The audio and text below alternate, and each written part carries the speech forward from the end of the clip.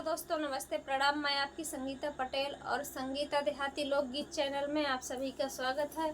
बहुत ही प्यारा कजरी गीत है, चुटकुल्ला कजरी गीत। कैसे लगे कमेंट में ज़रूर बताना।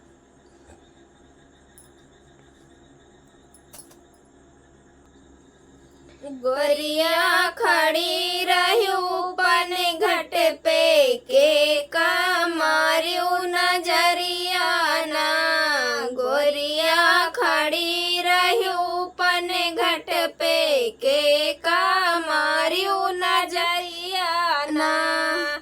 गोरिया खड़ी रहू पन घट पे के कमारियो नजरिया ना।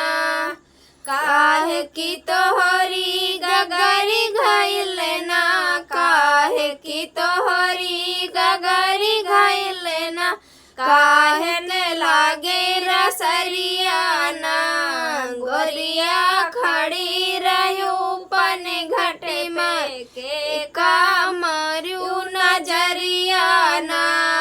गोरिया खड़ी रहू पन घट पे के कमरू नजरिया ना। सोन की मोरी गगरी घायल ना। सोन की मोरी गगरी घायल ना। रेशम लागे रसरिया ना। गोरिया खड़ी रहू पन घट पे के कमरू नजरिया ना। गोरिया खड़ी रहू पन घट पे के कमरू नजरिया ना।